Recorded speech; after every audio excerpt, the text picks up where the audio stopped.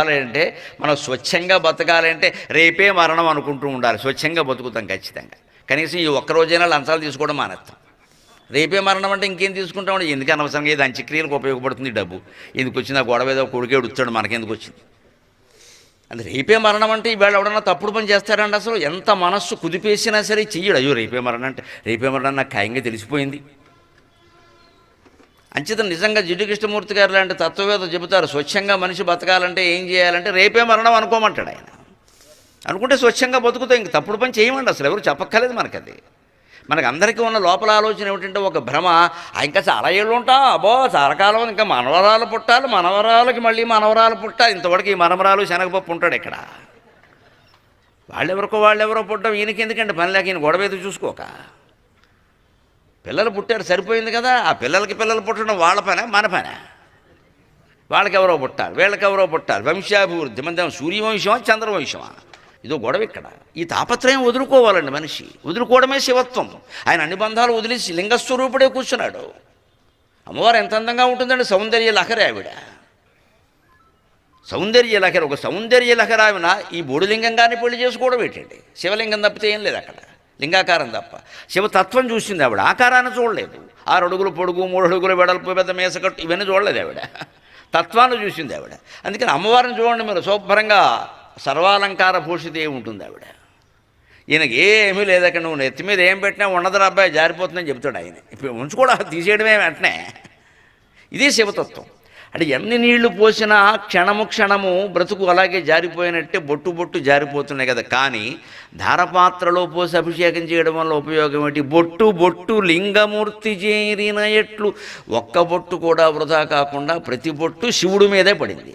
అలాగే మన జీవితం కూడా ప్రతి క్షణము సద్వినియోగం చేయాలంటేనండి క్షణము శివుని స్మరణ కిడుము. ఇంతకంటే ఉపాయం ఏమిటండి? శివరాత్రి రోజుల్లో మాట్లాడుకోవలసింది. కాస్త ఏదైనా మాట్లాడవలసి వస్తే మాట్లాడడం బయటికి వెంటనే నమఃశివాయ అని అందులోకి వెళ్ళిపోవాలి.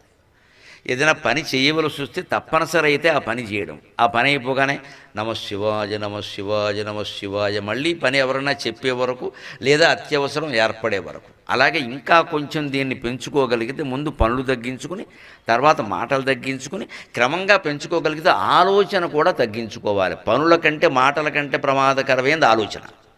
పనులైనా మానేస్తాం, మాటలైనా తగ్గించుకుంటాం ఏదో రకంగా. ఆలోచన మానుకోలేమండి. అది పెద్ద సంత. ఎంత జ్ఞానికైనా ఈ ఆలోచన ఉందే పీడించేస్తూ ఉంటుంది. పోనీ ఈ ఆలోచన ఏమన్నా ఉపయోగించేదా ఇప్పటికి అవసరమా అంటే ఆలోచనలు రాగానే ఒక 5 నిమిషాలు మనస్సును అలా వదిలేసి మీరు కాగితం తీసుకుని రాయండి, తలుపేసేయండి. ఎవరికి తెలవద్దు, భార్యకి భర్తకు కూడా తెలవద్దు మన ఆలోచనలు. ఇంత పెంట ఆలోచనలు ఉన్నాయా అంటారు. అయ్యి బాబా అనవసరంగా నీతో కాపురం చేస్తున్నానంటారు. చెప్పకూడదు, ఆలోచనలు చెప్పకూడదు. అలాగే ఉంటాయి మరి, ఆలోచనలు అలాగే ఉంటాయి. అన్ని మంచి ఆలోచనలు ఉండాలని ఏం లేదు, ఏవో వస్తూ ఉంటాయి గాలివాటం. కానీ రాసేయండి మొహమాట పడకుండా ఒంటరిగా కూర్చుని. 5 నిమిషాల్లో ఒక 50-60 ఆలోచనలు వచ్చాయనుకోండి, అందులో 90% పనికిమాలినవి ఉంటాయి. పైగా 60 ఆలోచనలు కూడా ఎలా ఉంటాయంటే గతాన్ని గురించి ఉంటుంది, లేదా భవిష్యత్తు గురించి ఉంటుంది. వర్తమానం గురించి ఉండదండి. వర్తమానం అంటే ఈ క్షణం. ఇప్పుడు పావుతక్కువ 8 అయింది, వర్తమానం అంటే పావుతక్కువ 8. మళ్ళీ 8, 7, 50 అయితే అది వర్తమానం కాదు, ఇది అయిపోయింది, గతంలోకి వెళ్ళిపోయింది అది. అంటే మనం వర్తమానం మీద దృష్టి పెట్టడం అంటే గతాన్ని వదిలేయాలి, మర్చిపోవడం కాదు. పనిగట్టుకుని మర్చిపోవద్దు, వదిలేయడమే. గుర్తొస్తున్నా సరే పట్టించుకో. భవిష్యత్తు ఊహలు వద్దు. రేపు ఏదో జరుగుతుంది, జరగకపోతే ఊహ జరగాలి అని ఆశించామనుకో, జరగకపోతే గుండెపోటు వస్తుంది, కనీసం బాధ కలుగుతుంది. అది పెద్ద కోరికైతే గుండెపోటు కూడా వస్తుంది, అభ్యంతరమే లేదు. అంటే జరగాలి అనేది జరగకూడదు అనేది దైవ నిర్ణయం ప్రకారం జరిగిపోతుంది. అలాగా మనకెందుకు ఆ గొడవ? ఇది శివతత్వం అభిషేకం ద్వారా మనకి చెబుతుంది. అంతేకాకుండా అభిషేకం నిజంగానే మనం చేస్తే అక్కడ కూర్చుని కోరవలసిన కోరిక ఉంటుందండి. అసలు శివుడికి నీళ్లు మనం పోయడం ఏమిటండి? ఆయన నెత్తి మీద గంగ ఉంది కదమ్మా. నెత్తి మీద గంగ ఉన్నవాడికి నువ్వు నీళ్లు పోస్తావా? పోనీ విష్ణువుకి అభిషేకం చేసినా పర్వాలేదు, ఆయన గంగ పాదాల్లో ఉంది, పాపం జారిపోతూ ఉంటుంది ఎప్పటికప్పుడు, నెత్తి మీద లేదు. నెత్తి మీద గంగ ఉన్నవాడికి మనం అభిషేకం చేయడం ఏమిటండి? పైగా ఆ గంగ మామూలుగా ఉందా? గంగావతరణ ఘట్టాన్ని శెట్టి లక్ష్మీ నృసింహ కవి అని అద్భుతమైనటువంటి కవిత్వంతో 24 పద్యపాదాల్లో వర్ణిస్తాడాయన. శార్దూల మాలిక 24 పాదాలు. మీరు వినండి, మీరు అదృష్టవంతులు. గంగా పైనుంచి అవతరిస్తూ ఉంటే శివుడు తన జటాజూటాన్ని చాపి ఏ రకంగా గంగని భరించాడు అని.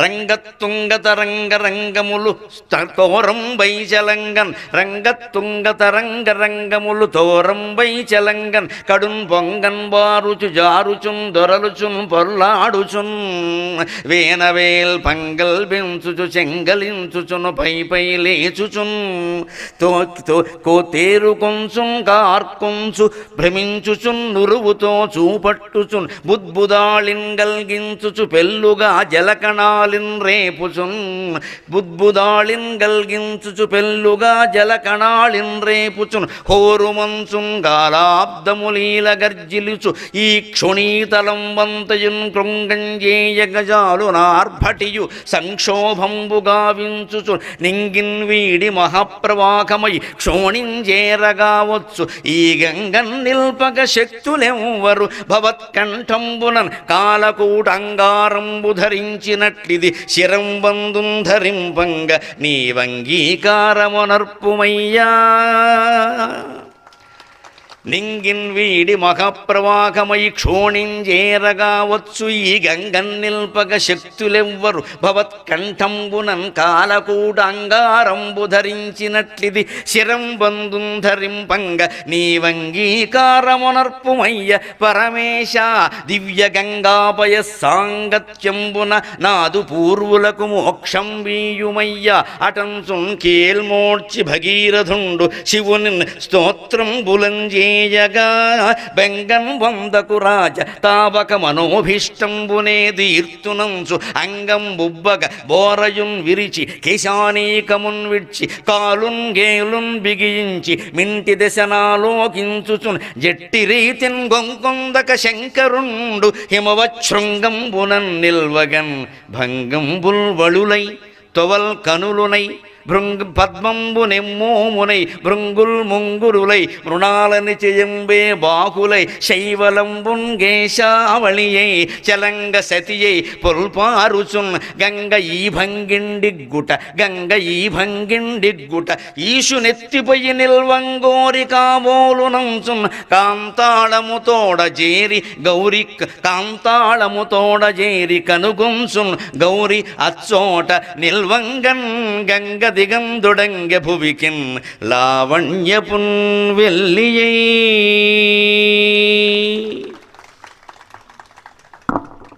మీ సొమ్ము ఏం పోయింది, చప్పట్లు కొట్టు కూర్చున్నారు. 3 రోజులు పట్టింది కంఠస్థం చేయడానికి. ఇట్ట అనేస్తే అయిపోయా. ఇంటికి వెళ్ళి స్తోత్రం తెలుసుకుని రాసుకుని పిల్లలకి నేర్పండి. మీరు ఇంట్లో కూర్చుని ఊరికే రంగతుంగతరంగ రంగములు తోరంబై జలంగన్ కడున్ బొంగన్ బారుచు అనేసరికి మీ అబ్బాయి అమ్మాయి చిన్నపిల్లలు మీ దగ్గరికి వచ్చేస్తారు నాకు నేర్పమని. ఆ లయ శార్దూలం ఛందస్సు ఇది. మసజస తతగా అని ఉంటాయి. తెలుగు ఛందస్సులు గొప్పదనం ఏంటంటే 13వ అక్షరం ఏది, 1వ అక్షరం ఏది ఉందో ప్రతిపాదంలో 13వ అక్షరం మళ్ళీ అదే ఉండాలి. రంగతుంగ అని రకారంతో మొదలైతే తోరంబై మళ్ళీ 13వ అక్షరం సరిగ్గా మళ్ళీ రకారమే ఉండాలి ప్రతి పాదంలో 24 పాదాల్లో. అలాగే ప్రాస 0 గా రంగా అని గకారంతో మొదలు, గంగా భృంగ మంగ ఏదైనా రావాల్సిందే, అదే రావాలి, మళ్ళీ ఇంకోటి రావాలి. ఇలా 24 పాదాల పద్యమే రాయడమే కష్టం. 24 పాదాలు రాశాడు మహానుభావుడు శెట్టి లక్ష్మీ నృసింహ కవి అని గురజాడ వారికి ఆత్మీయుడు బాగా. ఆయన గంగావతరణ ఘట్టం రాశాడు. అలా దిగింది గంగాదేవి భగీరథుడు ప్రార్థిస్తే. అటువంటి గంగను నెత్తి మీద పెట్టుకున్న వాడికి మనం అభిషేకం చేయడం ఏంటండి అజ్ఞానంగానే. అందుకని శివుణ్ణి కోరవలసింది ఏమిటి అంటే, అంబుతి బోలు గంగ శిరమందున దాల్చిన నీకు మనవు చెంపెడు నీళ్లు పోసిన వశీకృతుడవచ్చు చెరింతు అంట. బొళాశంకరుడు అంటారు. అందుకనే అంబుతి బోలు గంగ శిరమందున దాల్చిన నీకు మానవులు చెంబెడు నీళ్లు పోసిన వశీకృతుడవచ్చు చెరింతు వంట. జ్ఞానాంబుధియందు మున్కలిడు ఆత్మ వివేకము గల్గనిమ్మ, జ్ఞానాంబుధియందు మున్కలిడు ఆత్మ వివేకము గల్గనిమ్మ. ఈ తుంబ వదల్పుమా ఈ తుంబ వదల్పుమా సుతులు దోషడు నీళ్లు విదల్పకుండగన్. ఇది శివుణ్ణి మనం కోరవలసిన కోరిక. ఉద్యోగం ఇయ్యి, వ్యాపారం ఇయ్యి, టీసీఎస్లో ఉద్యోగం ఇయ్యి, 6 లక్షల ప్యాకేజీ. ఇది కాదు ఇక్కడ. ఎన్ని ప్యాకేజీలు ఇచ్చినా చివరికి 7 కట్ల ప్యాకేజీ, జీవితం అంతా తీసి 7 కట్లు మిగులుతాయి. పాడి మీద పెడతారు, తీసుకుపోతారు. ప్యాకేజీలు ఏం కాపాడవు ఇక్కడ.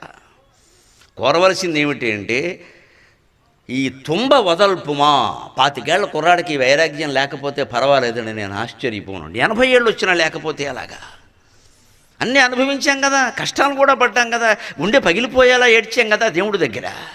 ఇంకా బతకాలని ఉందా? ఇంకేం చేస్తావు?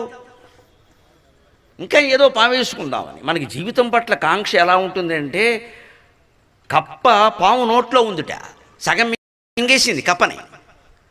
ఆ 2 కాళ్ళు లోపలే ఉన్నాయి, ముందు 2 కాళ్ళు పడిన బెకబెక బెకబెక బెకబెక అంటుంటే ఓ ఏగ ఎగురుతోందట. ఈ కప్ప ఎగిరా ఏగను అందుకుందామని చూస్తుందట. దీనిళ్ళు బంగారంగాను. అయిపోయి సగం చచ్చింది. 2 కాళ్ళు లోపలే ఉన్నాయి, 2 బయటికి కనపడుతున్నాయి. ఇంకా ముందున్న ఏగను తినేద్దాం. ఇది తింటే ఏం చేస్తావు? ఆ ఏగతో సహా నిన్ను మింగుతుంది. ఇది ఇలాగే ఉంటుంది మన జీవితం ఖచ్చితంగా. భర్తృహరి సుభాషితాల్లో చెబుతాడు, పాము మింగిన సగం కప్ప అంటాడు. రోగాలు కుమ్మేస్తున్నా సరే, క్యాన్సర్లు, బీపీలు, షుగర్. బీపీ షుగర్ సరేనండి, క్యాన్సరు మామూలు వ్యాధి అయిపోయిందండి ప్రపంచ సమాజంలో. మామూలు వ్యాధి. జ్వరం వచ్చినట్టే క్యాన్సర్ వచ్చేస్తుంది. అసలు బయటపడమే ఫోర్త్ స్టేజ్. ఇంక స్టేజ్ ఎక్కడుంది? ఇంకా అప్పటికే అయిపోయింది. ఇది వచ్చాక కూడా ఇంకాను ఇదేదో తగ్గితే ఏం చేస్తావు? మొత్తం జీవితం అంతా దుఃఖం కమ్మేసుకోవడానికి ఒకే ఒక్క కారణం. దయచేసి నన్ను మన్నింతురుగాక, నేను అశుభం మాట్లాడడం లేదు, వాస్తవం మాట్లాడుతున్నాం. మృత్యువుకి సిద్ధంగా లేకపోవడం వల్లే మనం దుఃఖపడుతున్నాం. ఉంటే దుఃఖపడం, సిద్ధంగా ఉంటాం అంతే. అనుభవించాం, పోతాం. ఏంటంటే ఎప్పుడూ సుఖంగానే ఉంటాడు. ఏదో కావాలి అనుకోవడం వల్లే మృత్యువు అంటే భయం. మనం పోయేలోగా అది రాదేమో, పోతామని తెలుసుండు కూడా. ఇప్పుడు ఇది అక్కర్లేదు అనుకుంటే సిద్ధంగా ఉన్నాం, వచ్చింది ఏదో అనుభవిస్తాం, లేదో వదిలేస్తాం. ఇది వైరాగ్యం. శివుడు ఆ వైరాగ్యానికి ప్రత్యేక. విష్ణువు భోగయోగి, శివుడు త్యాగయోగి. ఇద్దరు యోగులే. విష్ణువు భోగయోగి అంటే ఏమిటి? ఆయన దగ్గర లక్ష్మీదేవి ఉంటుంది, బ్రహ్మదేవుడు ఉంటాడు పైన నాభికమలంలో. ఆదిశేషుడు మహావైభవానికి ప్రత్యేక. ఆదిశేషునికి పేరు భోగి. భోగం అంటే పడగ, భోగములు కలిగిన వాడు భోగి. అంటే ఏమిటి? భోగం అంటే ఐశ్వర్యం అని అర్థం ఉంది, గమనించండి. ఐశ్వర్యవంతులు అందరూ. భోగం అంటే ఐశ్వర్యం అని అర్థం ఉంది. భోగం అంటే పాము పడగ అని కూడా అర్థం ఉంది. ఐశ్వర్యం పాము పడగ లాంటిది నాయనా, ఎప్పుడు కాటేస్తుందో తెలియదు, జాగ్రత్త. నానార్థాలు అందుకే వస్తాయి భాషలో. భోగం అంటే ఐశ్వర్యం, ఆయన మహాభోగాలు అనుభవిస్తున్నాడు అంటారు. మళ్ళీ పాము పడగల్ని భోగం అంటారు సంస్కృతంలో. భోగం అంటే పడగ. ఐశ్వర్యం ఒక అర్థం ఆ భోగానికి, పాము పడగ ఒక అర్థం. అంటే ఐశ్వర్యం ఉన్న వాళ్ళమంతా కూడా పాము పడగ నీడలో ఉన్నాం, ఎప్పుడు కాటేస్తుందో తెలియదు. దాని దయ అది. ఎందుకే పాము పడగ నీడలో ఉన్నాం, మనం తిరిగి కాటేస్తుంది. అదే మనం దూరంగా వెళ్ళలేము. ఇక్కడ ఐశ్వర్యం ఎప్పుడైనా మనిషి ప్రాణం తీసేస్తుంది. ఐశ్వర్యం కోసమే కదా హత్యలు జరుగుతుంటే రోజు పేపర్లో చదువుతున్నాం. ఐశ్వర్యం లేకపోతే ఈ హత్యలు ఎందుకండి? మనిషి హత్యలు చేయడానికి, హత్య చేయబడ్డానికి పెద్ద ఎక్కువ కారణాలు లేవండి. 1 కామవాంఛ, 2 అర్థం, డబ్బు. అర్థకామాలు కామవాంఛల వల్ల కానీ, లేదు డబ్బు కోసం కానీ జరుగుతాయి. ఇంక వేరే ఏముంది? ఒక పదవి ఆశించినా కూడా దాని ద్వారా వచ్చే డబ్బు, దాని ద్వారా వచ్చే అధికారం, అంతే కదా. దానికోసమే కదా. ఈ కాంక్ష వదులుకోగలిగితే నిశ్చింతగా ఉంటామండి, అభ్యంతరం ఏం లేదు. ఇది వైరాగ్యం. ఇది పొందాలంటే అభిషేకం చేస్తూ మనం కోరాల్సింది పెళ్ళిళ్ళు అవ్వాలి, రోగాలు తగ్గాలి, ఉద్యోగాలు రావాలి. ఇది కాదు. నాకు ఏమి వచ్చినా తర్వాత మళ్ళీ బాధలు, భయాలు, కోరికలు ఉంటూనే ఉంటాయి. అంబుతిబోలు గంగ శిరమందున దంచిన నీకు. ఆ సముద్రం అంత గంగను నెత్తి మీద పెట్టుకున్నావయ్యా. మానవులు చెంబెడు నీళ్లు పోసిన వశీకృతుడముచు చరింతు వంట.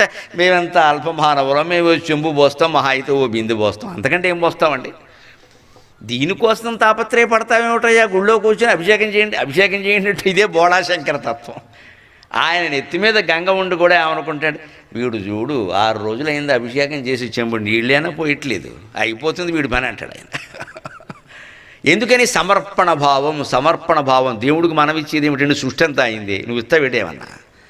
ఇవ్వడం దేవాలయాల్లో ఎందుకు పెడతారు అంటే, ఒక కానుక వేయండి, ఏదో 100 రూపాయలు వేయండి, దక్షిణ వేయండి, ఓ పూజ చేయించండి, లేకపోతే ఏదో చేయండి అని ఎందుకు అంటారు? దేవాలయ వ్యవస్థను ఎందుకు కాపాడుకోవాలంటే, ఈ మాత్రం దేవాలయ వ్యవస్థ కూడా లేకపోతే ఇది కూడా శుభ్రంగా బ్లాక్ మనీ అయిపోయేది మొత్తం అంతా. ఈ వ్యవస్థ లేకపోతే అది కూడా దుర్వినియోగమే కదా, మన సొంతం కోసమే కదా, స్వార్థం కోసమే కదా. కనీసం ఎలా సంపాదించినా పోనీ ఊళ్ళో గుడి ఉంది కదా కొంత ఇద్దాం పాపమేనా పోతుంది అని ఇస్తున్నారు కదా. అలా లేకపోతే ఇది కూడా నడవదు కదండి. అంచేది అది ఉండవలసింది సమర్పణ భావం. పైగా ఇస్తున్న వాళ్ళందరూ గమనించండి, సంపాదించినప్పుడు కంటే ఇటువంటి దానికి ఇచ్చినప్పుడు మనకు ఆనందం కలిగిందా లేదా, ఆ విషయం నలుగురికి చెప్పుకున్నావా లేదా. అంచేది ఇచ్చుటలో ఉన్న హాయి వేరెచ్చటను లేనే లేదు అని పాత సినిమా పాట ఒకటి ఉందో ఎంత నిజమండి.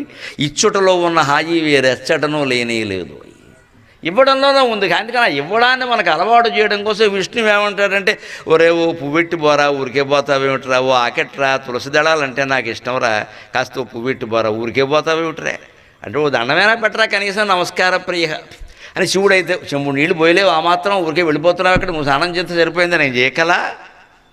ఇది మనం అది కూడా గంగాని, ఆ సముద్రమంత గంగను ఎత్తి మీద పెట్టుకుని నేను పోసే చెంబు నీళ్ళ కోసం తాపత్రయపడతావేమిటయ్యా అని.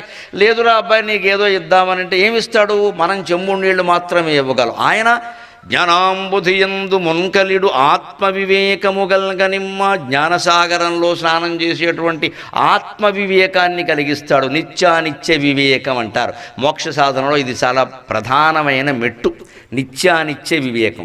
మోక్షం సాధించాలి, జ్ఞానం పొందాలి, ఆత్మజ్ఞానం పొందాలంటే ముందు ఆలోచించవలసింది ఏమిటంటే, చేస్తున్న పనుల్లో ఏది నిత్యం ఏది అనిత్యం, శాశ్వతంగా ఉపయోగపడేది ఇది లేదు, ఎప్పుడూ ఉపయోగపడింది ఇది, నిత్యం అనిత్యం.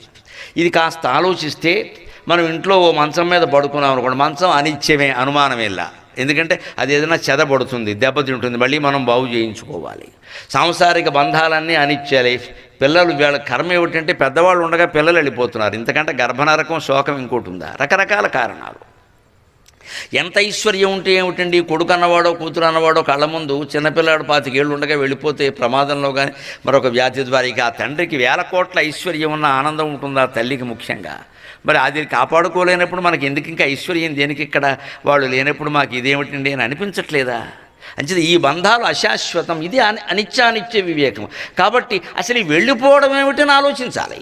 ఇదే ఆత్మజ్ఞాన సాధన అంటే. ఈ వెళ్ళిపోవడం ఏమిటి, ఎవరు వెళ్ళిపోయారు, పుట్టినప్పుడు ఉన్నాడే ఇప్పుడు వెళ్ళిపోయి ఏమైంది, ఆ శరీరం పెరుగుతూ పెరిగింది కదా, నిన్నటి వరకు పలికాడు కదా, ఇవాళ ఎందుకు పలకట్లా. పైగా ఆ శరీరం అక్కడే ఉంది కదని పోయినా కూడా ఎవరైనా తండ్రి అయినా ఎవరైనా శరీరం అక్కడే ఉంది కదా. నిన్నటి వరకు నాన్నగారు అంటే పలికిన పెద్ద మనిషి ఇవాళ ఎందుకు పలకట్లా అంటే, పోయిన నాన్నగారు ఎవరు, శరీరమా లోపల ఆత్మ, స్పష్టంగా తెలిసిపోతుంది లోపల ఎవరో ఉన్నారని. వేరే దీనికి ఏం ఎవరు చెప్పక్కల్లా, ప్రయోగం అక్కల తెలిసిపోతుంది. నాన్నగారి పేరు ఏదో సుబ్బారావు అనుకోండి, సుబ్బారావు అంటే నిన్నటి వరకు పలికినవాడు ఇవాళ ఎందుకు పలకట్లా, ఆ సుబ్బారావు ఎవరు. ఇంతవరకు మనం శరీరం సుబ్బారావు అనుకున్నాం, పొరపాటండి. లోపల ఉండే జీవుడికి మనం పెట్టిన పేరేది, ఆ జీవుడు లేడి వేళ. వాడు ఇంకో విచిత్రం, మన సంప్రదాయం ప్రకారం గరుడ పురాణంలో చెప్పిన ప్రకారం ఆ సుబ్బారావు ఎక్కడికి పోవడం. ఎవరన్నా సుబ్బారావులు ఉంటే ఏమనుకోకండి, ఉదాహరణ కూడా చెప్పా. లేకపోతే ఇదో తగాదా, ఇప్పుడు సుబ్బారావు సంగమని వస్తాడు ఇక్కడికి, మా సుబ్బారావుని అవమానించారు మీరు అంటాడు. ఏం చెప్పకపోతే ఏం చేయం ఇక్కడ. అందుకని సుబ్బారావు ఎందుకంటే మామూలుగా మా తెలుగులో వాడుతూ ఉంటారు ఆ పేరు అలాగా. అందుకని సుబ్బారావు అంటే పలికినవాడు ఇవాళ పలకట్లేదు అంటే శరీరం అక్కడే ఉందండి, శరీరం అక్కడే ఉంది. అంటే శరీరం కాకుండా ఉన్నవాడే సుబ్బారావు కదా. పైగా మన శాస్త్ర ప్రమాణం ప్రకారం ఆ ప్రాణం కూడా అక్కడే తిరుగుతూ ఉంటుందండి 10 రోజుల పాటు, ఎక్కడికి పోదు, ఏ లోకానికి వెళ్ళదు. 10 రోజుల తర్వాత 10 దిన కర్మాన్ని చేసి బంధువుల్ని పిలిపించి, దగ్గర బంధువులు నువ్వులు నీళ్లు వదిలిపెడతారు, దూర బంధువులు మామూలు నీళ్లు వదిలిపెడతారు. ఇది జరిగిన తర్వాత మాత్రమే ఆ జీవుడు పరలోకానికి ప్రయాణం చేస్తాడు. అది హిందూ ధర్మశాస్త్రం. ఈ 10 రోజులు ఇక్కడే ఉంటాడు. ఇంకా సుబ్బారావు అంటే పలకాల, మా వాడు పిలుస్తున్నాడు, నోరు లేదు, ఏం చేయమంటావా. పలకాలం ఉంది ఆయనకి, నోరు లేదు. ఇక్కడ నోరుంది, కళ్ళున్నాయి, ముక్కున్నాయి, జీవుడు లేడు. అంచేత ఈ కనిపిస్తున్న అవయవాల కంటే లోపల జీవుడు ముఖ్యమని అర్థమైంది కదా. మరి ప్రతి శరీరంలోనూ ఉండే జీవుడే ఇంత ముఖ్యమైతే, ఒక్కో శరీరంలో ఉండే జీవుడే ఇంత ముఖ్యమైతే, చరాచర జీవరాశుల శరీరాలంతట్లో ఉండే శివుడెంత ముఖ్యం అవుతాడండి, ఆయనెంత ముఖ్యం అవుతాడండి. అంతకంటే ఆలోచించవలసిన వాడు ఉంటాడా, అంతకంటే దర్శించవలసిన వాడు ఉంటాడా, అంతకంటే చింతించవలసిన వాడు ఉంటాడా. శివుడిని వదిలేసి మనం శవం గురించి ఆలోచిస్తున్నాం ఇక్కడ. ఆ లోపల జీవుడు అని ఎవరంటున్నామో సమిష్టి జీవుడే శివుడు. శీర్ఘ శంకరాచార్య మాట వేదాంత రెండిమ స్తోత్రం. సమిష్టి వ్యష్టి రూపముద్వము పదార్థము సర్వసమ్మతవు సమిష్టిరీశ్వరో వ్యష్టిర్జీవో వేదాంత రెండిమక. సమిష్టి వ్యష్టి అని రెండు మాటలు ఉన్నాయి, అందరూ అంగీకరించేవి, ఇందులో వ్యతిరేకించడానికి ఏం లేదు. ఇక్కడ అందరూ కలిసింది సమిష్టి, ఒక్కడే అయితే వ్యష్టి, అంతే కదా, తేడా ఏముంది? సమిష్టిరీశ్వరక, ఆ సమిష్టిగా ఉన్న జీవమే దైవం, వ్యష్టిగా ఉన్న జీవమే జీవుడు, ఇంతకంటే తేడా ఏం. ఇది చిన్నది, అది పెద్దది. ఇప్పుడు ఇక్కడ ఇంతమంది కూర్చున్నాం, మనం సమిష్టి భావనతో ఉన్నాం. గమనించండి, మీరందరూ నేనేదో మాట్లాడతానని వచ్చారు, మీరు వచ్చారు కాబట్టి నేను మాట్లాడుతున్నా. నేను మాట్లాడకపోయినా ఇది జరగదు, మీరు రాకపోయినా ఇది జరగదు, అంతే కదా. అందుకని ఇది ఈ సమిష్టి భావన ఉంది, ఇదే దైవత్వం. ఇక్కడ మనం అంతా శివభావనతోనే ఉన్నాం, వేరే భావాలు ఏం లేవు. ఇక్కడ మాట్లాడుతున్న నాకు కూడా ఎవరి మీద దృష్టి లేదు. సభ ప్రారంభమయ్యేటప్పుడు వారు వచ్చారో వీరు వచ్చారనో ఏదైనా ఉండొచ్చు, అయ్యాక ఇంకేముండదు, ఇంకా నా మాటల్లోనే నేను ఉంటాను ఇక్కడ. అలాగే మీ అందరి దృష్టి కూడా ఈ మాటల సారాన్ని గ్రహించడం మీదే ఉంది. అంచేది నా మాటల్లోనూ మీ శ్రవణంలోనూ ఉంటున్నది ఒకే ఒక శివత్వం, ఒకే ఒక శివత్వం, అదే శివసభ. అంటే ఇదే జ్ఞానం, అంతటా ఒకటే, అంతా ఒకటే, అంతా ఒకటే, అంతా ఒకటే. మరి ఈ శరీరం దేనికి? దీనికోసం ఈ తాపత్రయం దేనికి? చచ్చిపోతున్నాం ఇవాళ బ్యూటీ క్లినిక్ల ఖర్చు భరించలేక. మొగాళ్ళు ఇదివరకు ఆడాళ్ళకు ఉండేది ఈ జబ్బు, ఇప్పుడు మొగాళ్ళకు కూడా వ్యాపించింది బాగా. దీనికి ఒక పెద్ద రోజు నెలకు 3,000 ప్యాకేజీ, అందులో 2,000 లీకేజీ. రుద్దేసుకుని పూసేసుకుని ఏం చేస్తాం? ఇంకా ఎంతకాలం అండి ఇది? ఈ ఖర్చు తగ్గించుకోలేమా? ఏదో పోయే శరీరానికి ఇంత అలంకారం అవసరమా? పోనీ ఏమైనా నగలు పెట్టుకుంటే అది నయం, ఇంకా ఉంటాయి, కాస్త తర్వాత అమ్ముకోవచ్చు, తాకట్టెట్టుకోవచ్చు. ఈ ఊరికే పూసుకున్నవి ఎప్పటికప్పుడు తీసేయాలి సాయంత్రానికి. ఎందుకంటే ఆ డబ్బులు ఇటు నగలు చేయించుకోండి, శుభ్రంగా ఉంటాయి, ఎందుకైనా ఉపయోగిస్తాయి. అది మానేసి ఊరికే మేకప్ల కింద రకరకాలు పూసుకుంటే శ్రద్ధ కంపు, సాయంత్రానికి రోగాలు, వెంటనే పైగా కడగడానికి మరి ఏదో వాడాలి, మళ్ళీ అదో డబ్బు ఖర్చు. ఇది పూసుకుందుకో ఖర్చు, తీసుకుందుకో ఖర్చు, పైగా ఏ రోజుకు ఆ రోజే పూయాలి, మంచం మీద పడుకోలేము. ఇదంతా ఎందుకు చేస్తున్నాం ఆలోచించండి దయచేసి. ఎందుకు చేస్తున్నాం ఈ మేకప్ కోసం ఇంత ఖర్చు? సినిమా వాళ్ళు చేశారంటే వేరు, నాటకం వాళ్ళు చేశారంటే వేరు, మనకెందుకండి? ఇవాళ అలా లేదండి, బయటికి వెళ్ళాలంటే మేకప్. ఎందుకంత అవసరం? వాళ్ళు ఎవరికో అందంగా కనిపిస్తే ఇప్పుడు వచ్చేది ఏమిటి? కనిపించకపోతే నష్టం ఏమిటి? ఇదే నిత్యానిత్య వివేకం. ఈ ఆలోచన చేసామనుకోండి, ఆ ఖర్చు తగ్గిపోతుంది. ఎలా ఉంటే అలాగే బాగుంది. లుంగి పంచు కట్టుకుని ఇంట్లో కూర్చుంటామండి, చేతులు లేని బని, అలా బయటికి రాలేం కదా. ఏదో పంచు కట్టుకుంటా, ప్యాంట్ వేసుకుంటాం, చాలండి. ఇంకంతకంటే ఎందుకు? మొహం కడుక్కుంటా, బొట్టు పెట్టుకుంటాం. అది ఎలాగో చేయాలి. ఈ కనీస స్థాయికి జీవితాన్ని తగ్గించుకొని నిరాడంబరంగా బతకడం ఉంది, అదే త్యాగయోగి, అదే శివలక్షణం, అదే శివలక్షణం. అన్ని చుట్టూ మహావైభవాలు ఉన్నప్పటికీ విష్ణువు ఎప్పుడూ ఆత్మధ్యానంలో ఉంటాడు, అందుకే ఆయన భోగయోగి. అన్ని చుట్టూ అమంగళ పదార్థాలు ఉన్నప్పటికీ శివుడు కూడా ఆత్మధ్యానంలో ఉంటాడు, అందుకే ఆయన త్యాగయోగి. హిందూ ధర్మంలో వీళ్ళిద్దరే ప్రధాన దేవతలు. అంటే నువ్వు భోగాలతో ఉన్నా యోగిగా ఉండు, ఏమీ లేకపోయినా యోగిగా ఉండు. యోగిగా ఉండడమే ముఖ్యం. భగవద్గీతలో పరమాత్మ అదే చెబుతాడు, జ్ఞానిభ్యశ్చాధికో యోగి కర్మిభ్యశ్చాధికో యోగి తస్మాత్ యోగీ భవ అర్జున అంటాడు. జ్ఞానుల కంటే, కర్మిష్ఠుల కంటే, అందరికంటే యోగి గొప్పవాడయ్యా. యోగిలా ఉండవయ్యా, రోగిలా ఉండకయ్యా. యోగ అంటే ఏమిటో ఒక యోగి ఆత్మకథ పుస్తకం చదివితే తెలుస్తుంది. పరమహంస యోగానందది మహానుభావుడు రచించిన గ్రంథం, ప్రపంచంలోనే ప్రసిద్ధమైన గ్రంథం అది. ఆయన ఆటోబయోగ్రఫీ ఆఫ్ ఏ యోగి అని. లేదా స్వామి రామ పుస్తకం చదివితే తెలుస్తుంది యోగ అంటే ఏమిటో. అంత నిరాడంబర జీవితం, బ్రహ్మచర్యాన్ని మనం గడపలేకపోయినా కనీసం కోరికలు తగ్గించుకోలేమా? ఈ తగ్గాలంటే ఏం చేయాలి? మనస్సు పీడిస్తూ ఉంటుందండి, కోరికలు తగ్గనివ్వదు. అందుకని ఏం చేయాలి? ఈ తుంబ వదల్పమా సుతులు దోషుడు నీళ్లు వెదల్పకుండగా. పరమేశ్వర, ఈ పెద్ద కొడుకు అనే పెద్ద మనిషికి మళ్ళీ నాకు దోషిట్లో నీళ్లు వదిలేయడం ఉందే తర్పణం. ఇది ఈ జన్మకే, వచ్చే జన్మకి వీడికి అవకాశం లేదు ఇంకా. అంటే నేను మళ్ళీ పుట్టద్దు, నేను మళ్ళీ పుట్టద్దు. పుడితే మళ్ళీ పెద్ద కొడుకు కూడా పుట్టాలి, మళ్ళీ దోషులు వదిలిపెట్టాలి. వాడొకవేళ జ్ఞానేమో, మన కోసం వాడు పుట్టాలి.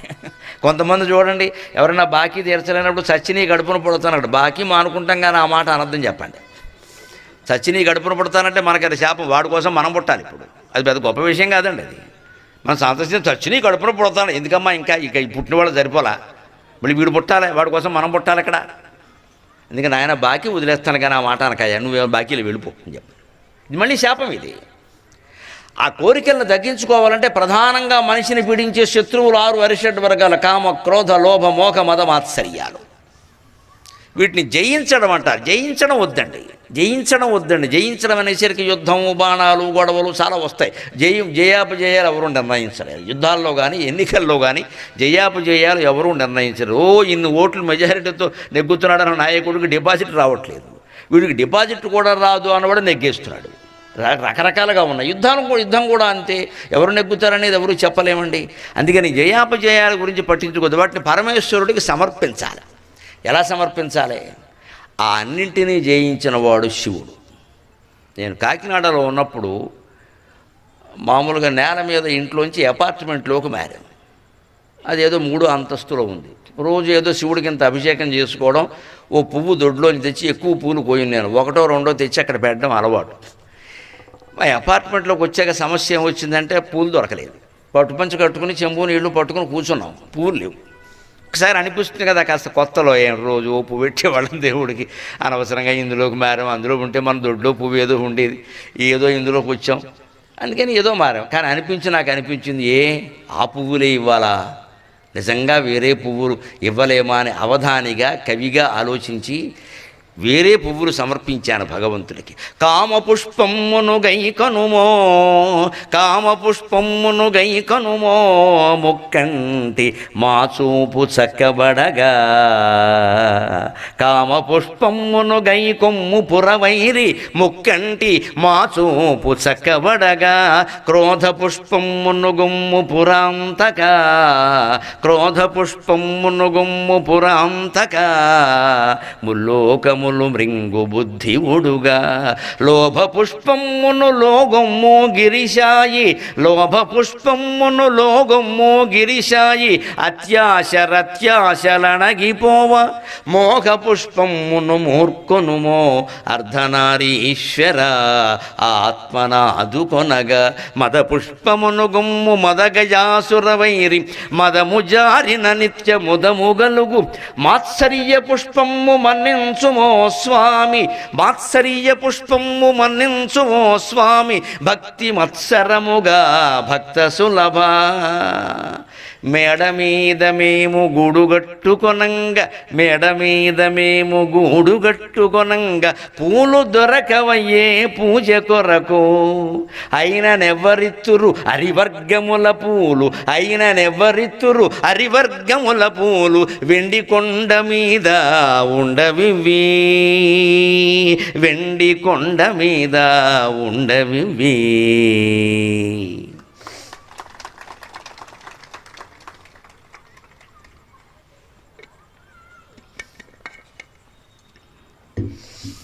పూజకి ద్రవ్యాలు లేవని, తక్కువయ్యాని, 21 ఆకుల్లో వినాయక చవితి నాడు 4 ఆకులు తేలేకపోయావని బాధపడద్దు. భగవంతుడు లెక్కలు వేసుకుని కూర్చోడు ఇక్కడ. నేను 14 తెచ్చాంట, ఆ 14 నేను చూస్తే కదా అంటాడు ఆయన. అవన్నీ ఆరోగ్య శాస్త్రం అండి. వినాయక చవితి సహా 21 ఆకులు భాద్రపద మాసంలో వస్తుంది. వర్షకాలం, బ్యాక్టీరియా బాగా వ్యాపిస్తుంది.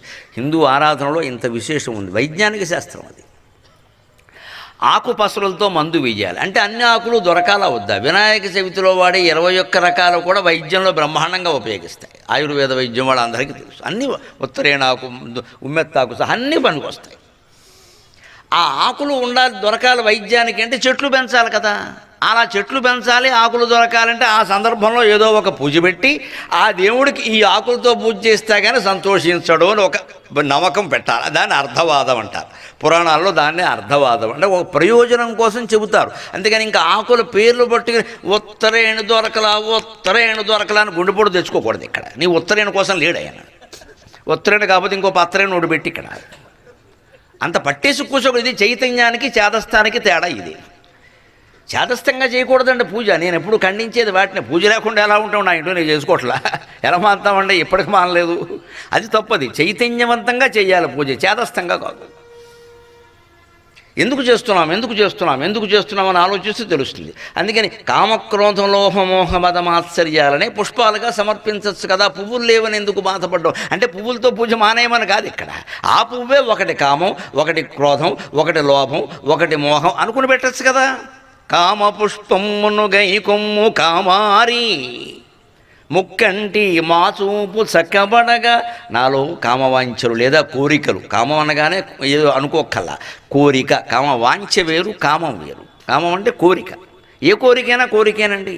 అందుకని ఈ కోరికలే మనంత బానిసలను చేస్తున్నాయి. కాబట్టి కోరికలోనే పుష్పాన్ని గైకొనవయ్యా. ఎవరికి ఇస్తున్నాము? సార్థక విశేషణాలు వాడారు ఇందులో కవి. ఎందుకని? కామారి. ఆయన మన్మధుడిని జయించాడు. ఎలా జయించాడో తెలుసా? ముక్కంటి కాబట్టి జయించాడు. మనకి సినిమాలో మామూలుగా చూపిస్తారు, కథ చెప్పాలి కాబట్టి చంద్రమోహన్ గారు మన్మధుడు రూపంలో వచ్చేవాడు. సినిమా రంగంలో అంతకంటే మన్మధుడు అప్పట్లో లేడని చెప్పాలి. అందుకని ఆ పాత్ర ఆయనకి ఇచ్చేవాడు. ఈ శివుడి కింద బాలయ్య గారు ఎవరో బాగా వేసేవాడు. ఈయన ఏదో కంటి మంట ఇలా వచ్చినట్టు, అందులోంచి భస్మం అయినట్టు, వెనకాల రతీదేవి బాధపడినట్టు చూపించేవారు. ఇది మనకు అర్థం అవ్వడం కోసం చూపించే కథ. కానీ దాంట్లో అర్థం ఏమిటి? మనలో ఉండే కోరికలన్నీ పోవాలి అంటే ఈ భూమధ్యంలో ఉండే మూడో కన్నుతో చూడాలి ప్రపంచాన్ని, రెండు కళ్ళతో కాదు. మనం ఇప్పుడు రెండు కళ్ళతోనూ చూస్తూ ఉండడం వల్ల మనకి వ్యామోహాలు కలుగుతున్నాయి. అలాగని కళ్ళు మూసేసుకోమన్నా కదా, మూసుకోవచ్చు. మూసుకుని ధ్యానం చేస్తే ధ్యానంలోనే మూడో కన్ను తెరుచుకుంటుంది. తీవ్ర ధ్యానం చేయాలి. మామూలుగా ఇలా మూసేయగానే అరగంటకి తెరుచుకోవడానికి ఇంటి తలుపు తెరుచుకోవట్లేదు. ఇక్కడ కాలింగ్ బెల్ కొడితే మూడో కన్ను ఎక్కడ తెరుచుకుంటుంది? ప్రతి వాళ్ళు కోచింగ్ సెంటర్లను పెట్టేయడం, థర్డ్ ఐ ఓపెన్ ఏం ఓపెన్ అవ్వదు ఇక్కడ. ఇదంతా ఊరికే డబ్బులు కొట్టేయడానికి. ఆయనకు ఓపెన్ అయిందండి, ఈయనకు ఓపెన్ అవ్వాలి. ఏంటి ఆయన సూట్ కేసా? ఓపెన్ అయింది అన్నవాడి యొక్క ప్రవర్తన గమనించండి అమ్మా, తెలిసిపోతుంది. ఏమి ఓపెన్ అవ్వలేదు, అన్నీ క్లోజ్ అయ్యాయని అర్థమవుతుంది. ఎక్కడ అహంకారం పోదు, మమకారం పోదు, సంపాదన పోదు. ఓపెన్ అయిందండి. ఏమిటి ఓపెన్ అయింది ఇక్కడ? అంత తేలిక కాదండి అది. జ్ఞాననేత్రం అంటారు దాన్ని. ఇక్కడ ఉండేది అమ్మవారు. ఆజ్ఞా చక్రాంతరాళస్థ రుద్రగ్రంథి విభేదిని సరిగ్గా రుద్రగ్రంథి, శివుడికి సంబంధించిన ముడి. గ్రంథి అంటే ముడి. ఇక్కడ ఉంటుంది ఆవిడ. అందుకే అది ఎరుపు రంగులో ఉంటుంది ఆజ్ఞాచక్రం. అది చక్రం. ఆజ్ఞ అనేది అబ్జం కాదు, పద్మం కాదు. షట్చక్రాల్లో కొన్ని పద్మాలు ఉంటాయి, కొన్ని చక్రాలు ఉంటాయి. గుండ్రంగా ఉండేదాన్ని పద్మం అంటారు. అంచులు కూడా ఉంటే దాని చక్రం అంటారు. ఆజ్ఞా చక్రం అంటారు, ఆజ్ఞా అబ్జం అన్నారు. మూలాధారాన్ని చక్రం అంటారు, అబ్జం అని కూడా అంటారు. లెక్కల తేడాలు అదంతా యోగశాస్త్రం. ఈ ఆజ్ఞ అక్కడి నుంచి జారీ అవుతుంది. అంటే సరిగ్గా విజ్ఞాన శాస్త్రం ప్రకారం కూడా ఈ భూమధ్యంలో ఉండేటువంటి మెదడుకు సంబంధించి మెదడు నుంచే నరాల ద్వారా అన్నిటికీ ఆజ్ఞలు వస్తాయి. మెదడు కనుక దెబ్బతింది అంటే ఏ అవయవాలు పనిచేయవు. ఇందులో కుడి భాగం దెబ్బతింది అనుకోండి, ఎడంవైపు పక్షవాతం వస్తుంది. ఎడం భాగం దెబ్బతింటే కుడివైపు పక్షవాతం. ఎందుకు వస్తుంది?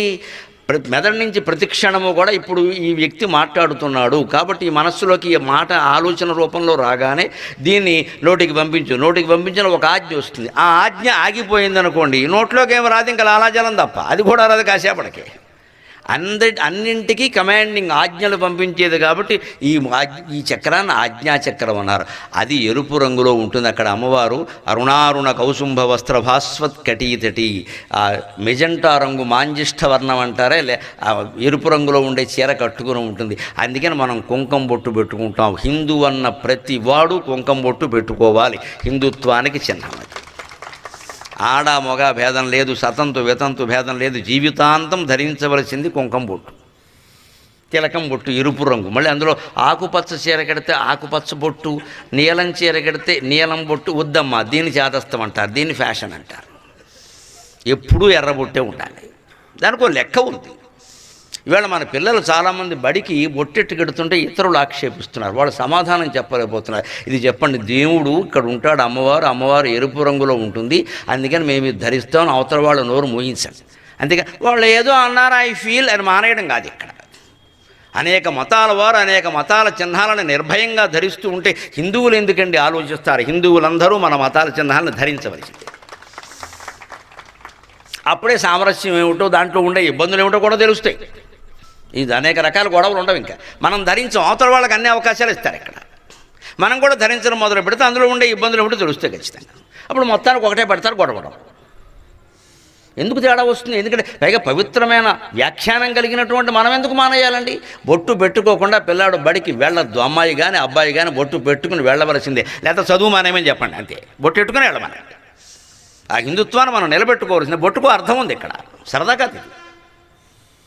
పెట్టుకుని వెళ్ళాలని చెప్పాలి, పిల్లలకు ఒత్తిడి చేయాలి, చెప్పాలి. పిల్లలకు కూడా చెప్పకపోతే ఎవరికి చెబుతామండి?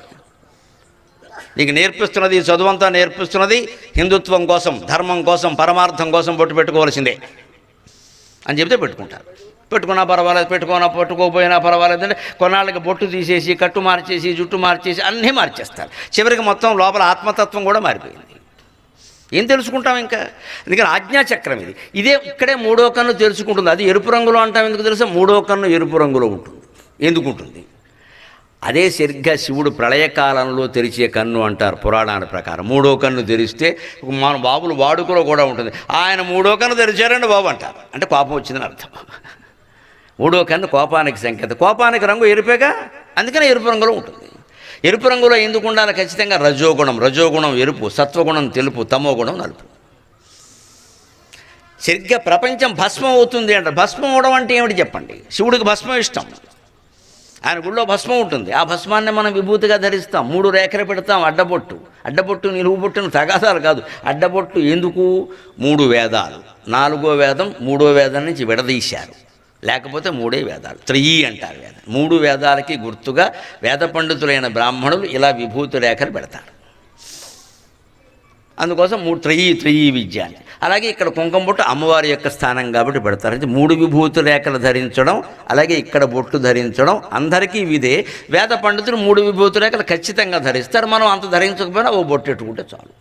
ఇది మనం ఖచ్చితంగా పాటిస్తే అద్దంలో చూసుకున్నప్పుడు అలా ఎందుకు పెట్టుకున్నా ఈ విభూతి రేఖలు పని లేక ఊరికే ఇలా దిద్దుకోవడానికా, బాగున్నా లేదా అని, లేకపోతే ఈ బొట్టు రోజుకే ఇలా దిద్దుకోవడానికా, ఇంకా కొంచెం అందంగా ఇంకా అందంగా ఉండి ఏం చేస్తారు? ఇక్కడ ఆజ్ఞాచక్రాన్ని చేరుకున్నామా లేదా? 3వ కన్ను తెరుచుకుందా లేదా?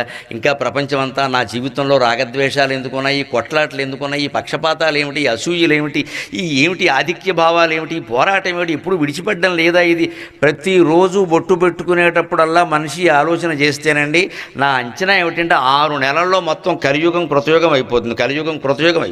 ప్రతి నెల రోజు బొట్టు పెట్టుకోవడం అంత గొప్ప విషయం. 3వ కన్ను తెలుసుకోవాలి. ఎందుకు ఇదంతా యాత్ర పడుతున్నాము? అదే రుద్రాక్ష శివుడు కన్ను. ఆ ఆకారం, కంటి ఆకారం రుద్రాక్షకాయ ఎలా ఉంటుందో గగ్గులుగా ఈ కన్ను ఆకారం కూడా అలా ఉంటుంది. పైగా అది నిలువుగా ఉంటుంది. ఈ 2 కళ్ళు అడ్డంగా ఉంటాయి, ఆ 3వ కన్ను నిలువుగా ఉంటుంది. సరిగ్గా నిలువు అడ్డం అనే వాటిని తెలుగులో ఎలా వాడతారండి? అడ్డగోలుగా మాట్లాడకు, అడ్డంగా నిలబడతాడు ప్రతిదానికి, అలా అడ్డంగా మాట్లాడకు. ఈ అడ్డం అనే మాట వ్యతిరేక అర్థంలో వాడుతున్నాం. అదే నిలువు ఎలా వాడుతున్నాం? నిలబడ్డాడండి మనిషే, 10 మందిని నిలబెడతాడు ఆయన. నిలువు అనే దాన్ని అనుకూల అర్థంలో వాడుతున్నాం. అంచేత నిలువు కన్ను తెలుసుకుంటే ప్రపంచం అనుకూలంగా కనిపిస్తుంది. అడ్డకాళ్ళతో చూస్తున్నాం కాబట్టి వ్యతిరేకంగా కనపడుతుంది. ఆ నిలువు కన్ను తెలుసుకునే ప్రయత్నం చేయడమే ముక్కంటిని చేరుకునే సాధన. ముక్కంటి మాసూపు చక్కబడగా అంతా ఒక్కటే అంటే ఏం కోరుతామండి? అంతా ఒక్కటే కాదు, నేనే పెద్దవాడిని ఉందనుకోండి, రేపు ఎవరినో ఇక్కడికి పిలిచి ప్రవచనం పెట్టించగానే నేనేమంటాను? శర్మగారికి ఫోన్ చేసి, ఏమండి ఆయన ఎలా చెప్పాడండి అని అడుగుతా. ఎందుకు తెలిసి ఆయన బాగా చెప్పలేదనే చెప్పాలి. అదే నాకు ఆనందం. మీరే చెప్పారండి, మీరే అద్భుతం. ఇదే దిక్కుమాలిన సంత అంటే. ఎందుకు ప్రవచనం చెప్పడం? మన్నాడు ఎవరు చెప్పారు, ముందు ఎవరు చెప్పారు, నాకెందుకండి ఈ గోలంతా? మనం చెప్పింది ఏదో చెప్పిపోయేదానికి అంతవరకే తప్ప తర్వాత ఎవరు చెప్పారు, మళ్ళీ పిలిచారే లేదా, వారు బాగా చెప్పారా, నేను బాగా చెప్పానా, ప్రవచనంలో కూడా పోటీ ఉన్నాక ఇంకెందుకు పని లేక ఇదంటేనే వైరాగ్యం అయ్యే. మనం చెప్పేది మనం చెప్పడం, పరమేశ్వరార్పణ వెళ్ళిపోవడం అంతే. ఇదే ముక్కంటే అంతా ఒకటే. ఎవరు చెప్పినా ధర్మం బాగుండడం కావాలి, అంతకంటే మనకు కావాల్సింది వేరే ఏం లేదు ఇక్కడ. పైగా అన్ని చోట్లకి ఒకరే వెళ్ళి చెప్పగలరా? సాధ్యమా అది? ఇవాళ నిజంగా యువతరానికి ఒక మాట చెబుతున్నా, మీరు తెలుగు సాహిత్యం సంస్కృత సాహిత్యం చదువుకుని ప్రవచనాలు చెప్పగలిగితే జీవితాంతం ఉద్యోగం గొడవ లేకుండా సుఖంగా ఉంటారు. గొడవ లేదు, హాయిగా ఉంటారు. పిల్లలకి నేర్పండి. ప్రవచనకర్తలు వేళ ఒక 100 మంది కావాలి. 2 తెలుగు రాష్ట్రాల్లో 100 మంది కావాలి. పంచాంగం చెప్పడం, జాతకాలు చెప్పడం కాదండి, ప్రవచనం చెప్పడం అంటే. అలాంటి వాళ్ళు చాలామంది ఉన్నారు. ప్రవచనం చెప్పడం వీరు బాగా చదవాలి, వేదం ఉదహరించాలి, శాస్త్రం ఉదహరించాలి, పురాణం ఉదహరించాలి, ముఖ్యంగా కంఠస్థం చేయాలి. బాగానే సాధారణం కాదు ఇది. ఎన్నో అవధానాలు, 300 అష్టావధానాలు చేశాక, సహస్రావధానం చేశాక, 10 శతావధానాలు చేశాక ప్రవచన రంగంలోకి వచ్చాను నేను. ముందు రాలేదు ఇక్కడికి. కంఠస్థం చేయాలి, ధారణ చేయాలి, బాగాను కావ్యరచన చేశాక వచ్చాం. పద్మశ్రీ పురస్కారాన్ని కూడా కేంద్ర ప్రభుత్వం సాహిత్యం, విద్య అనే రంగాల్లో ప్రకటించింది. నా సాహిత్యానికి, నా కవిత్వానికి ప్రధానంగా. తర్వాత ఇందులోకి వచ్చాను నేను. ప్రవచనాన్ని వాటి అన్నిటికంటే కూడా కష్టతరమైన విద్యగా భావించా. ఇది ఆత్మజ్ఞానం. ఇది మనం పొందకుండా వారికి ఎలా చెబుతాం? కవిత్వం రాయించండి, వేరే విషయం. అవధానం కూడా చేయొచ్చు, అది వేరే విషయం. కానీ ఆత్మజ్ఞానం అనేది మనం పొందకుండా ఎదుటి వాళ్ళకి ఎలా చెబుతామండి? ఇదో చిన్నపిల్లాన్ని కూడా వాడు చేతిలో మిఠాయి పెడితే వాడు తినకుండా ఎవడికి ఇవ్వడు కదా. ముందు చాక్లెట్ పెడితే వాడు తినేస్తాడు. ఎందుకు తింటాడో? తినేస్తూ గొడవలేదు, ఎంగిలైపోయింది కదా, పెట్టక్కర్లేదు అనుకుంటాడు. ఆస్వార్థమైనా మనకు ఉండద్దు. ఆత్మజ్ఞానం మనం పొందాక ఇంకోటికి ఇవ్వాలి, కానీ వీరికి ఇస్తా ఉండి వీరికి ఇద్దాం, మనం మాత్రం పొందాం, డబ్బులు లెక్కెట్టుకుంటూ కూర్చుంటారు అక్కడ సన్మానాలు. అందుకని మనం పొందాక వారికి ఇస్తాం కదా. చిన్నపిల్లడుకున్నది అదే ముక్కంటి. అలాగే క్రోధం రావాల్సిందే. క్రోధం ఎప్పుడు తెచ్చుకోవాలి. గమనిద్దాం అందరం కూడా. క్రోధం తనంత తాను రాకూడదు. క్రోధం మనం తెచ్చుకోవాలి. ఒక్కోసారి కాస్త గట్టిగా కంఠస్వరం పెంచకపోతే పనులు అవ్వాలి. ఏమిటండి ఏం చేస్తున్నారు అంటే కానీ పని జరగదు. అంటే ఆ క్షణం అది వదిలేయాలి. ఇంక అదే పెట్టుకుని ఇంక మనసులో పెట్టామనుకో ఆ పని ఏదో అయిపోయింది. ఇక్కడ లబడబ ఖాయం అన్నాటికి ఇలా పెరిగిందంటే ఇంకా చాలామంది ఇళ్లల్లో మనం ఇక్కడ ఇదే ఇబ్బంది పడుతూ ఉంటాం. ఆడా మగ కూడా. ఈ భర్త భార్యను కోప్పడతాడు, భార్య పిల్లల్ని కోప్పడుతుంది, వాడు ఏ అర్థమో బగలగొట్టేస్తాడు, కూడా వదిలిపోయింది. శ్రీమద్ రమారమణ గోవిందు హరి. ఈయనకి ఈ భర్త కింద కోపం ఎందుకు వచ్చింది? ఆఫీసులో ఎవడో తిట్టాడు ఈయన్ని. ఆఫీసర్ గారి కోపం భర్తకు వచ్చింది, భర్త కోపం భార్యకు వచ్చింది, భార్య కోపం పిల్లాడికి వచ్చింది, పిల్లాడి కోపం వల్ల అద్దం పగిలింది. ఇప్పుడు మొత్తం అద్దం నష్టమైంది, కొనుక్కోవాలి. లేదా వాడు ఏ చేతిలో ఉంటే అది విధిసేసి అది ఎవరికైనా తగిలిందంటే అదో నష్టం. ఇక్కడ మళ్ళీ ఆసుపత్రి ఖర్చు. ఒక్కరి కోపం ఎంత కోపం మంచేస్తుందండి. ఈ భర్త గారు ఆఫీసులో జరిగిన వ్యవహారాన్ని అక్కడే వదిలేసి ఉంటే ఇంతవరకు రాదు కాదు. ఆ కోపాన్ని భార్య మీద చూపిస్తే అలాగా. ఆవిడ ఏదైనా పొరపాటు చేస్తే చెప్పు, పర్వాలేదు. అక్కడ కోపం ఇక్కడ చూపించడం ఏంటి? ఇదే క్రోధం. క్రోధ పుష్పమును గొమ్ము పురాంతక క్రోధ పుష్పమును గొమ్ము పురాంతక ముల్లోకములు మృంగు బుద్ధివుడుగా. కోపం ఎంతవరకు వెళ్ళిపోతుందంటే ఒక్కోసారి ఆవేశం పెరిగితే లోకంలో హత్యలు ఎందుకు జరుగుతున్నాయో గమనించండి. ఏమండి, ఎంత తేడా ఉన్నా లక్షల కోసం కాదు కోట్ల కోసమైనా మనిషిని చంపేస్తారండి. ఈ చంపేసిన మనిషి చావడా? ఆయన ఏమైనా శాశ్వతమా? ఇంత ఆవేశంతో ఇలా చంపేస్తున్నా. పైగా చంపినవాడు ఎవరైనానండి, ఎంత అధికారంలో ఉండని, ఏం చేయని, ఎంత మహారాజు కానీ మామూలు మనిషి కానీ ఎప్పుడప్పుడు బయట పడుతుందా పడదా? ఎక్కడికి పోతుందండి? బయట పడుతుంది. ఇవాళ కాదు 10 ఏళ్ళకైనా తప్పదండి ఇది.